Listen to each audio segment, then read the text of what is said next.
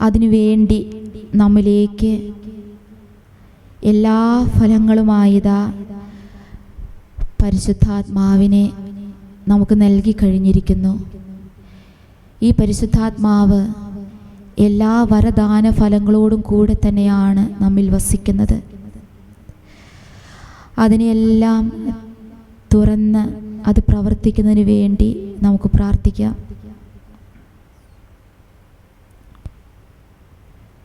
പരിശുദ്ധാത്മാവേ, ഭൗമികമായ കാര്യങ്ങളിൽ മാത്രം ശ്രദ്ധിക്കുന്നവരാകാതെ, മുന്തിരിച്ചെടിയുടെ മുന്തിരിപ്പഴത്തിൽ മാത്രം ആകൃഷ്ടരാകുന്നവരാകാതെ, കർത്താവേ, ഞങ്ങളിൽ നിന്ന് ഈ പഴത്തിനപ്പുറം പുതുവീഞ്ഞ് ഉൽപ്പാദിപ്പിക്കപ്പെടണം.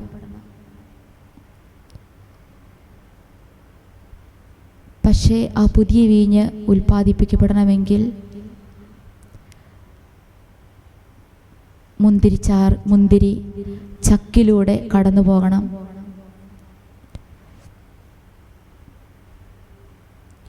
അതിനുവേണ്ട എല്ലാ കൃപകളും നമുക്ക് തരുന്നത് പരിശുദ്ധാത്മാവ് തന്നെയാണ്. നമ്മെ പുതിയ വീര്യമുള്ള മേന്മയുള്ള ഗുണമുള്ള വീഞ്ഞാക്കി മാറ്റുന്നതിന് വേണ്ടിയാണ് അവിടുന്ന് എല്ലാം ക്രമപ്പെടുത്തിയിരിക്കുന്നത്.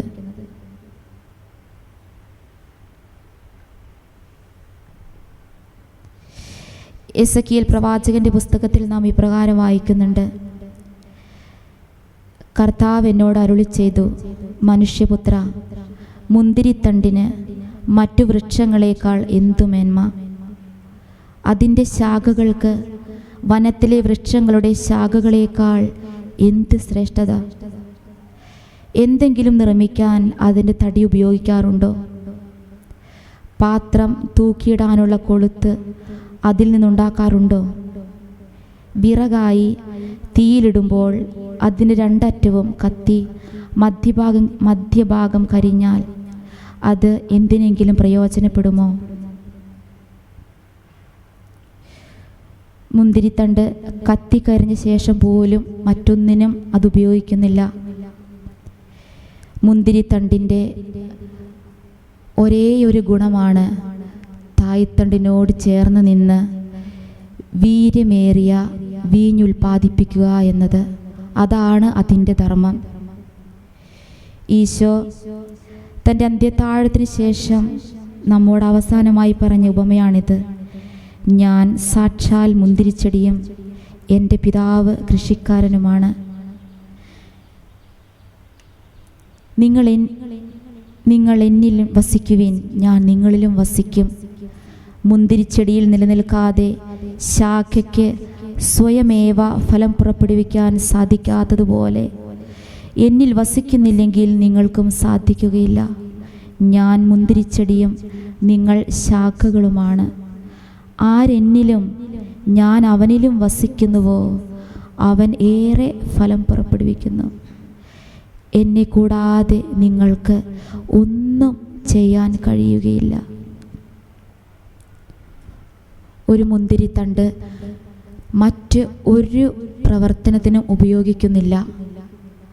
എന്നാൽ ഈ മുന്തിരിത്തണ്ടിൻ്റെ ഏറ്റവും വലിയ പ്രത്യേകതയാണ്, ഈ ലോകത്തിൽ ഈ മുന്തിരിത്തണ്ടിന് മാത്രമേ തായ്തണ്ടിലൂടെ ജീവരസം കടന്നു പോകുമ്പോൾ വീര്യമേറിയ വീഞ്ഞുൽപ്പാദിപ്പിക്കാൻ സാധിക്കുകയുള്ളൂ.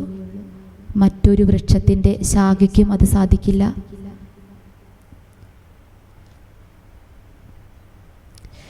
നമുക്കിപ്പോൾ നമ്മിൽ വസിക്കുന്ന ആ പരിശുദ്ധ ത്രിത്വവുമായി നമ്മുടെ ആത്മാവിനെ പൂർണ്ണമായും ലയിക്കുന്നതിന് അനുവദിക്കാം. അതിൽ നിന്ന് നമ്മെ തടസ്സപ്പെടുത്തുന്ന എല്ലാ ചിന്തകളെയും നമുക്ക് ബഹിഷ്കരിക്കാം. ഈശോ പറയുന്നുണ്ട്, നിങ്ങൾ പ്രാർത്ഥിക്കുമ്പോൾ നിങ്ങളുടെ മുറിയിൽ കയറി കതകടച്ച് രഹസ്യത്തിൽ നിങ്ങളുടെ എല്ലാ കാര്യങ്ങളും അറിയുന്ന ആ പിതാവിനോട് പ്രാർത്ഥിക്കുക. കർത്താവേ, ഞങ്ങൾ അങ്ങയുടെ സന്നിധിയിലായിരിക്കുമ്പോൾ പോലും, അങ്ങേക്കെല്ലാം അറിയാമെന്ന് ഞങ്ങൾ വിചാരിക്കുമ്പോൾ പോലും ഞങ്ങളുടെ മനസ്സ് അങ്ങയിൽ ഒട്ടിയിരിക്കുന്ന അവസ്ഥയിൽ നിന്ന് ഞങ്ങൾ വ്യതിചലിച്ചു പോകുന്നു.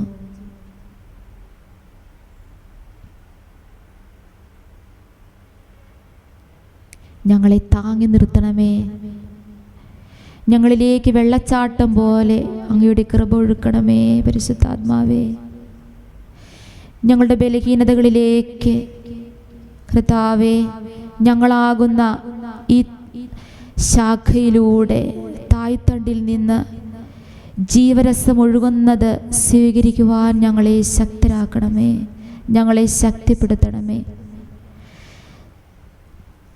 സ്നേഹം, ശാന്തി, ആനന്ദം, ക്ഷമ, ദയ, നന്മ, വിശ്വസ്തത, സൗമ്യത, ആത്മസംയമനം, ഇതെല്ലാം ഞങ്ങളിൽ ഓൾറെഡി ഉണ്ട്.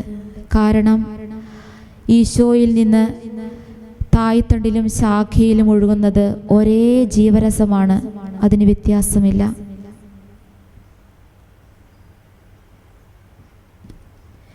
ജ്ഞാനം, ബുദ്ധി, അറിവ്, വിവേകം, ആലോചന, ആത്മധൈര്യം, ദൈവഭയം, ദൈവഭക്തി, ഇതെല്ലാം ഞങ്ങളിലൂടെ ഒഴുകുന്ന ഈ ജീവരസം അതിലെല്ലാം അടങ്ങിയിരിക്കുന്നു. അത് സ്വീകരിക്കാൻ ഞങ്ങളുടെ ഹൃദയങ്ങളെ ഒരുക്കണമേ പരിശുദ്ധാത്മാവേ.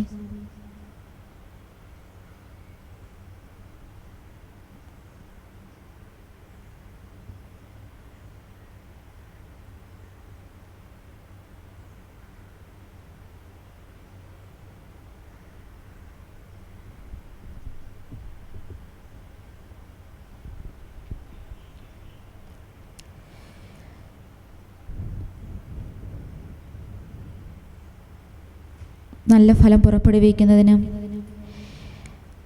ഞങ്ങൾ വീര്യമുള്ള വീഞ്ഞായി മാറുന്നതിനും ആ വീഞ്ഞ് ഞങ്ങളിൽ തന്നെ സൂക്ഷിച്ചു വെച്ചാൽ പോരാ, അത് മറ്റുള്ളവർക്ക് രുചി പകരണം.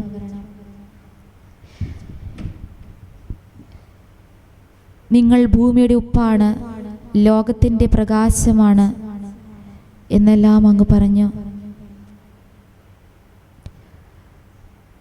ഞങ്ങൾ അപ്രകാരം തന്നെ ആയിത്തീരുന്നതിന് കർത്താവേ, ഞങ്ങൾക്ക് വേണ്ടി പരിശുദ്ധാത്മാവിൻ്റെ വരങ്ങൾ ഞങ്ങളിൽ അങ്ങ് മാമോദീസായിലൂടെ തന്നിട്ടുണ്ട്. കർത്താവേ, ഈ വരങ്ങളെല്ലാം ഞങ്ങളിൽ തുറന്ന് പ്രവർത്തിക്കുന്നതിന് വേണ്ടി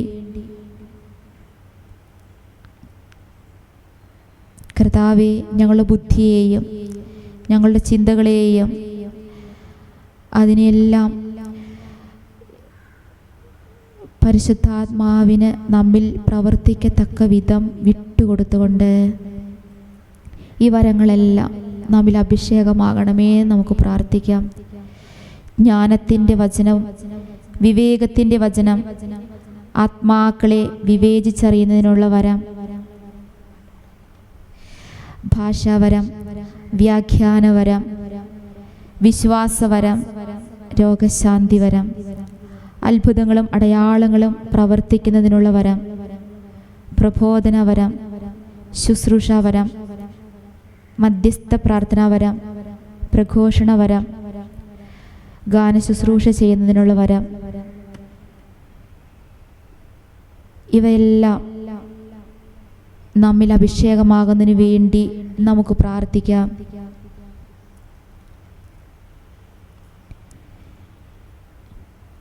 ഈശോ പറഞ്ഞു, ഞാൻ എൻ്റെ പിതാവിലും പിതാവ് എന്നിലുമാണെന്ന് നിങ്ങൾ വിശ്വസിക്കുവിൻ, അല്ലെങ്കിൽ പ്രവൃത്തികൾ മൂലം വിശ്വസിക്കുവിൻ. സത്യം സത്യമായി ഞാൻ നിങ്ങളോട് പറയുന്നു, എന്നിൽ വിശ്വസിക്കുന്നവനും ഞാൻ ചെയ്യുന്ന പ്രവൃത്തികൾ ചെയ്യും. ഞാൻ പിതാവിൻ്റെ അടുത്തേക്ക് പോകുന്നത് കൊണ്ട് ഇവയേക്കാൾ വലിയവയും ചെയ്യും.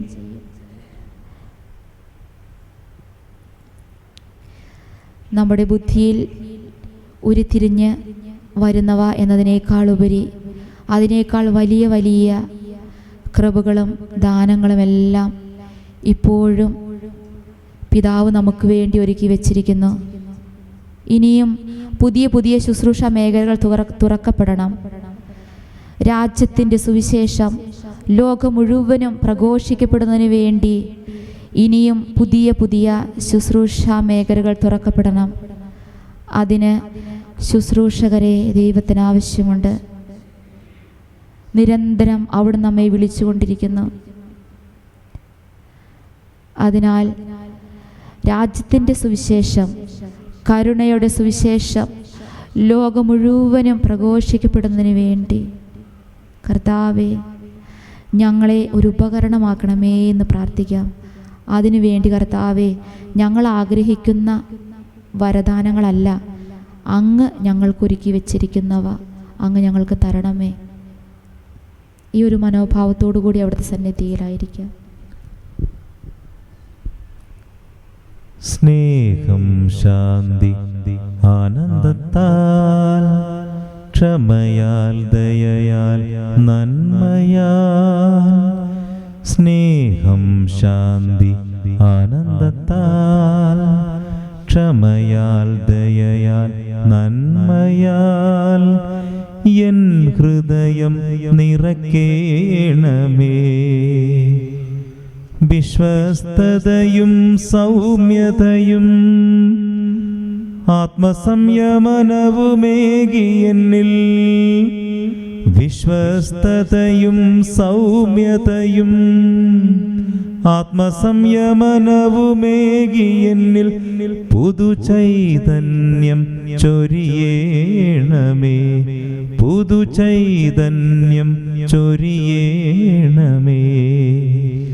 മുന്തിരിച്ചെടിതൻ ശാഖയാം ഞാൻ നിന്നിൽ ചേർന്നു നിൽക്കുമ്പോൾ ഏറെ ഫലങ്ങൾ കായ്ക്കുമല്ലോ.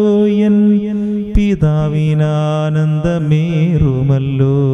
ചേർന്ന് മുന്തിരിച്ചെടിതൻ ശാഖയാം ഞാൻ നിന്നിൽ ചേർന്നു നിൽക്കുമ്പോൾ ഏറെ ഫലങ്ങൾ കായ്ക്കുമല്ലോ. എൻ പിതാവിനാനന്ദമേറുമല്ലോ. മുന്തിരിച്ചെടിതൻ ശാഖയാം ഞാൻ നിന്നിൽ ചേർന്നു നിൽക്കുമ്പോൾ ഏറെ ഫലങ്ങൾ കായ്ക്കുമല്ലോ. എൻ പിതാവിനാനന്ദമേറുമല്ലോ. സ്നേഹം, ശാന്തി, ആനന്ദത്താൽ, ക്ഷമയാൽ, ദയയാൽ, നന്മയാൽ. ചേർന്ന് സ്നേഹം, ആനന്ദത്താൽ, ക്ഷമയാൽ, ദയയാൽ, നന്മയാൽ എൻ ഹൃദയം നിറയ്ക്കേണമേ. വിശ്വസ്തതയും സൗമ്യതയും ആത്മസംയമനവുമേകി എന്നിൽ. വിശ്വസ്തതയും സൗമ്യതയും ആത്മസംയമനവുമേകി എന്നിൽ പുതുചൈതന്യം ചൊരിയേണമേ. പുതുചൈതന്യം ചൊരിയേണമേ. മുന്തിരിച്ചെടിതൻ ശാഖയാം ഞാൻ നിന്നിൽ ചേർന്നു നിൽക്കുമ്പോൾ ഏറെ ഫലങ്ങൾ കായ്ക്കുമല്ലോ. എൻ പിതാവിനാനന്ദമേറുമല്ലോ.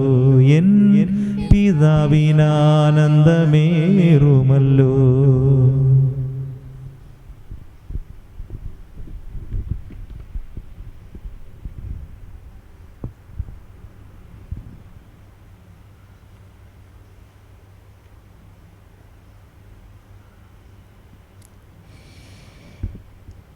ഇന്നത്തേക്ക് വേണ്ട ആഹാരം നൽകി അവിടുന്ന് ഇതാ നമ്മെ ശക്തീകരിച്ചിരിക്കുന്നു.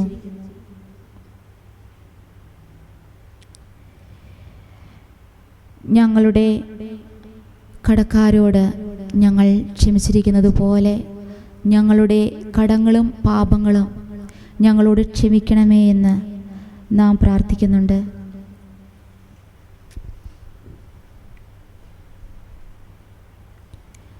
ക്ഷമിക്കാനുള്ള കൃപ പരിശുദ്ധാത്മാവ് നമുക്ക് തന്നെങ്കിൽ മാത്രമേ, ആ സ്നേഹവും കരുണയും നമ്മുടെ ഹൃദയത്തിൽ ചൊരിഞ്ഞെങ്കിൽ മാത്രമേ നമുക്ക് ക്ഷമിക്കുവാനും മറ്റുള്ളവരെ സ്നേഹിക്കുവാനും സാധിക്കുകയുള്ളൂ.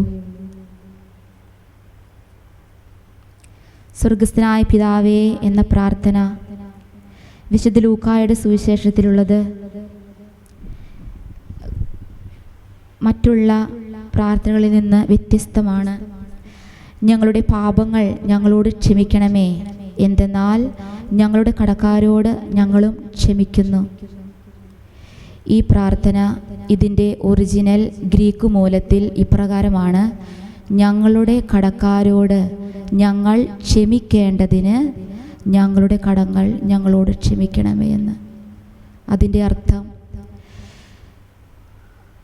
നമ്മുടെ കടങ്ങളും പാപങ്ങളും സൗജന്യമായി ദൈവം നമുക്ക് ഇളച്ചു തന്നിരിക്കുന്നു എന്ന ആ വലിയ അവബോധം നമ്മളിലുണ്ടെങ്കിൽ മാത്രമേ ആ സ്നേഹം പിതാവ് നമ്മുടെ കടങ്ങളെല്ലാം ഇളച്ചു തന്ന് നമ്മുടെ പാപങ്ങളെല്ലാം അതിൽ നിന്നെല്ലാം നമ്മെ വിശുദ്ധീകരിച്ച് നമ്മെ സ്വതന്ത്രരാക്കിയെന്ന ആ സ്വാതന്ത്ര്യവും ആ സ്നേഹവും സൗജന്യമായി പാപമോചനം ലഭിച്ച അനുഭവവും നമുക്കുണ്ടെങ്കിൽ മാത്രമേ മറ്റുള്ളവരോട് ക്ഷമിക്കാൻ നമുക്ക് സാധിക്കുകയുള്ളൂ. അതല്ലെങ്കിൽ നാമും 10,000 താലന്ത് കടപ്പെട്ടവന് യജമാനൻ ഇളച്ചു കൊടുത്തപ്പോൾ, ആ കട മുഴുവനും ഇളച്ചു കൊടുത്തപ്പോൾ തനിക്ക് വെറും 100 ധനാറ തരാനുണ്ടായിരുന്ന വ്യക്തിയെ കാരാഗൃഹത്തിലടയ്ക്കുന്ന ആ ദുഷ്ടഭൃത്തിനെ പോലെയായി മാറും. നമുക്കിപ്രകാരം പ്രാർത്ഥിക്കാം: പിതാവേ, ഞങ്ങളുടെ കടക്കാരോട് ഞങ്ങൾ ക്ഷമിക്കേണ്ടതിന് ഞങ്ങളുടെ കടങ്ങളും പാപങ്ങളുമെല്ലാം അങ്ങ് ഞങ്ങളോട് പൊറുത്തിരിക്കുന്നു, അങ്ങത് ഓർക്കുന്നു പോലുമില്ല. കർത്താവേ, ഈ വലിയൊരു സ്വാതന്ത്ര്യത്തിലേക്ക് ഞങ്ങളെ നയിക്കണമേ. ഈ ഒരു മനോഭാവത്തിൽ നിന്നുകൊണ്ട് മാത്രമേ ഞങ്ങൾക്ക് മറ്റുള്ളവരോട് ക്ഷമിക്കാനും അവരെ സ്നേഹിക്കാനും അവരോട് കരുണ കാണിക്കാനും സാധിക്കുകയുള്ളൂ.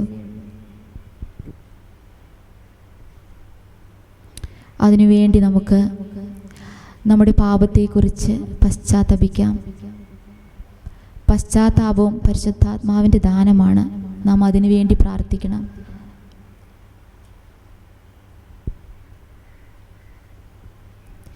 നമ്മിലുള്ള അന്ധകാരത്തെക്കുറിച്ച്, നമ്മുടെ പാപാവസ്ഥയെക്കുറിച്ച്, നമ്മുടെ ബലഹീനതകളെക്കുറിച്ച് ആകുല ചിത്തരാകാതെ ഇപ്പോൾ നമുക്ക് പൂർണ്ണമായും നമ്മെ വിശുദ്ധീകരിക്കുന്ന ആ പരിശുദ്ധാത്മാവിൽ ശ്രദ്ധ കേന്ദ്രീകരിക്കാം. പുലരിയാവാൻ കാത്തിരിക്കുന്ന കാവൽക്കാരനെ പോലെ ഇതാ കർത്താവേ, ഞങ്ങൾ അങ്ങയെ കാത്തിരിക്കുന്നു. അങ്ങ് ഞങ്ങളുടെ ബലഹീനതകളും പാപങ്ങളുമെല്ലാം ഏറ്റെടുത്ത് കഴിഞ്ഞിരിക്കുന്നു. അങ്ങ് ഞങ്ങൾക്ക് സൗജന്യമായി പാപമോചനം നൽകി ഞങ്ങളെ സ്വതന്ത്രരാക്കിയിരിക്കുന്നു. പിതാവേ, ഈ വലിയ സ്നേഹം അതനുഭവിക്കത്തക്ക വിധത്തിൽ ഞങ്ങളുടെ ഹൃദയങ്ങളെ അങ്ങ് തുറക്കണമേ.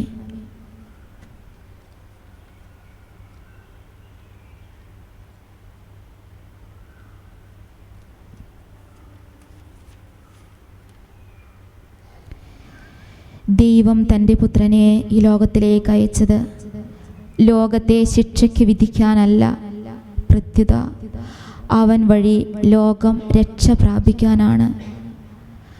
അവനിൽ വിശ്വസിക്കുന്ന ഒരുവനും ശിക്ഷയ്ക്ക് വിധിക്കപ്പെടുന്നില്ല. ഇപ്പോൾ യേശുക്രിസ്തുവിനോട് ഐക്യപ്പെട്ടിരിക്കുന്നവർക്ക് ശിക്ഷാവിധി ഇല്ല.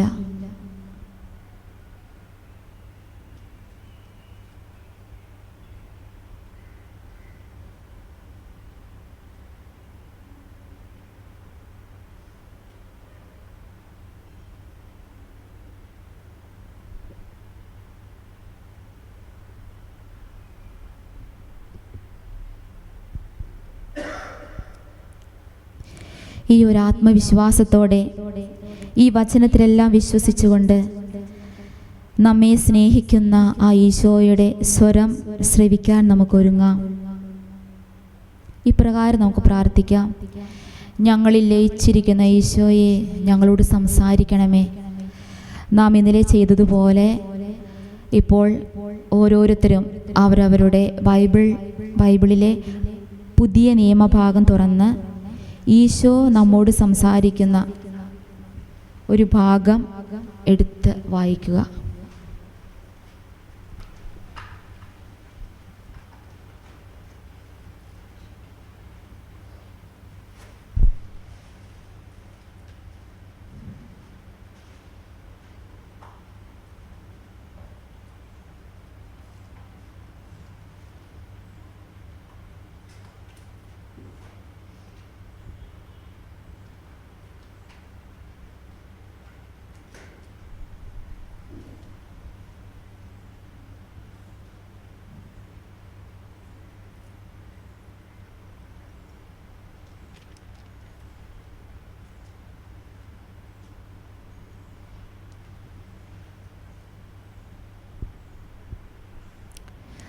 ഈശോയെ, ഞങ്ങളോട് സംസാരിക്കണമേ എന്ന് നമ്മുടെ ഉള്ളിൽ ആഗ്രഹിച്ച് ദാഹിച്ച് പ്രാർത്ഥിച്ചു കൊണ്ടിരിക്കാം. തീർച്ചയായും ഈശോ നമ്മോട് സംസാരിക്കും. ജീവനുള്ള ദൈവത്തിൻ്റെ മുൻപിലാണ് നാം ആയിരിക്കുക.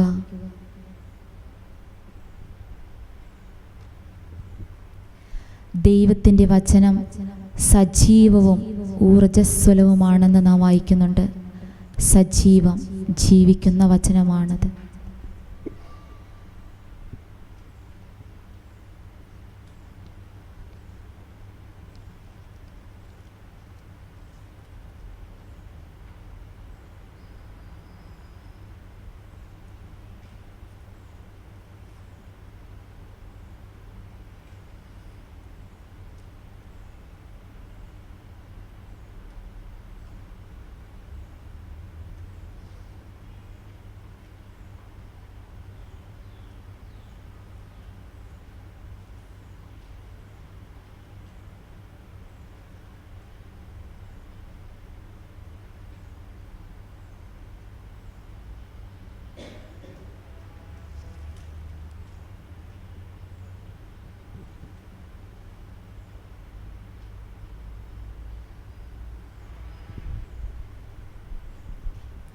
നമ്മിൽ ലയിച്ചേർന്ന് നമ്മോട് സംസാരിച്ചു കൊണ്ടിരിക്കുന്ന ആ ഈശോയോട്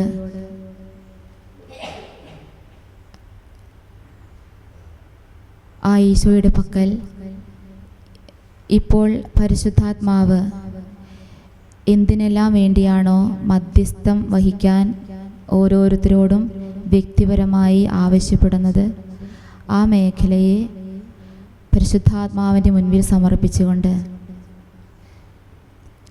പരിശുദ്ധാത്മാവെ, ഈ ഒരു മേഖലയ്ക്ക് വേണ്ടി എപ്രകാരം പ്രാർത്ഥിക്കണമെന്ന് ഞങ്ങൾക്കറിഞ്ഞുകൂടാ, അതിനാൽ അങ്ങ് തന്നെ ഞങ്ങളിൽ പ്രാർത്ഥിക്കണമേ എന്ന ഒരു മനോഭാവത്തോടെ നമുക്ക് അവിടുത്തെ സന്നിധിയിലായിരിക്കാം.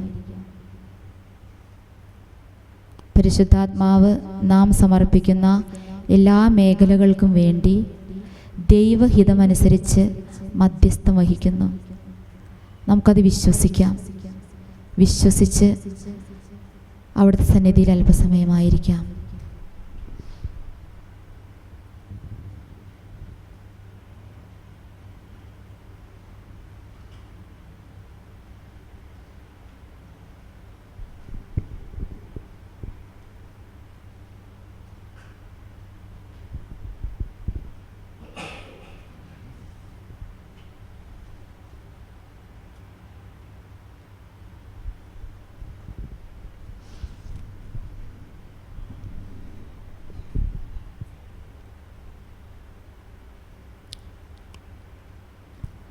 നമുക്ക് അല്പസമയം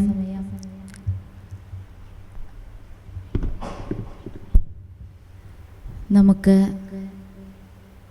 നമ്മുടെ ഹൃദയത്തിൽ ലയിച്ചിരിക്കുന്ന ആ പരിശുദ്ധ ത്രിത്വത്തിന് നമുക്ക് ഈ മണിക്കൂറിൽ അവിടുന്ന് ചെയ്തു തന്ന നിരവധി എല്ലാ കൃപകൾക്കും എല്ലാ അനുഗ്രഹങ്ങൾക്കും അവിടുന്ന് നമ്മെ ശക്തീകരിച്ചതിനും വിശുദ്ധീകരിച്ചതിനും എല്ലാം ഒരു നിമിഷം നന്ദിപൂർവ്വം അവിടുത്തെ സന്നിധിയിലായിരിക്കാം.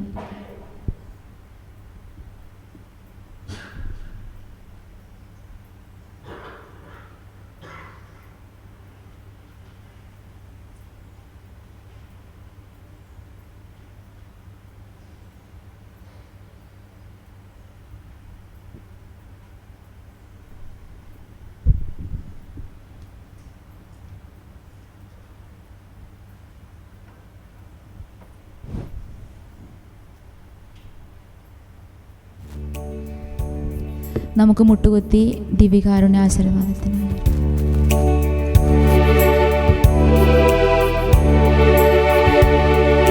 സ്വർഗത്തിൽ നിന്നാഗതമാം ജീവൻ നൽകുമൊരപ്പം നീ, മർത്യനു മുക്തി പകർന്നരുളും നിത്യമഹോന്നതമപ്പം നീ, നിത്യമഹോന്നതമപ്പം നീ.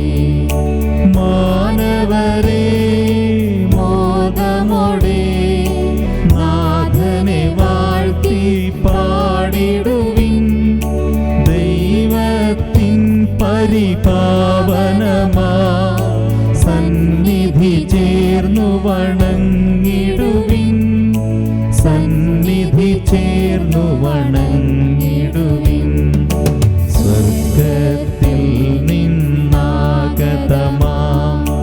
ജീവൻ നൽകുമൊരപ്പം നീ, മർത്യനു മുക്തി പകർന്നരുളും നിത്യമഹോന്നതമപ്പം നീ, നിത്യമഹോന്നതമപ്പം നീ.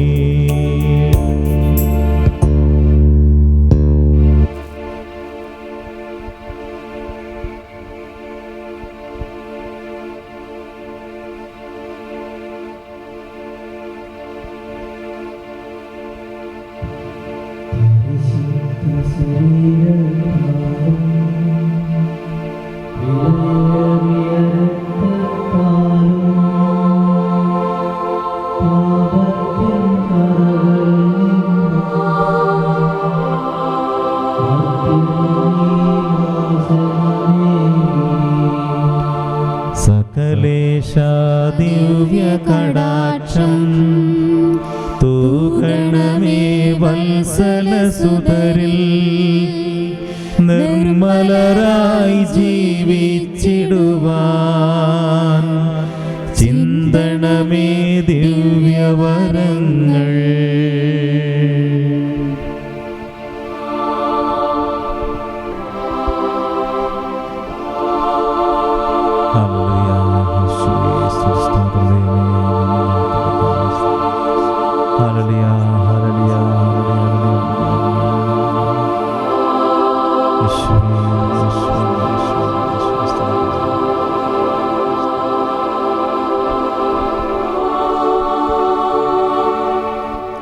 പരിശുദ്ധ പരമമാം ദിവ്യകാരുണ്യമേ, എന്നുമെന്നും അങ്ങേക്കാരാധന. പരിശുദ്ധ പരമമാം ദിവ്യകാരുണ്യമേ, എന്നുമെന്നും അങ്ങേക്കാരാധന. പരിശുദ്ധ പരമമാം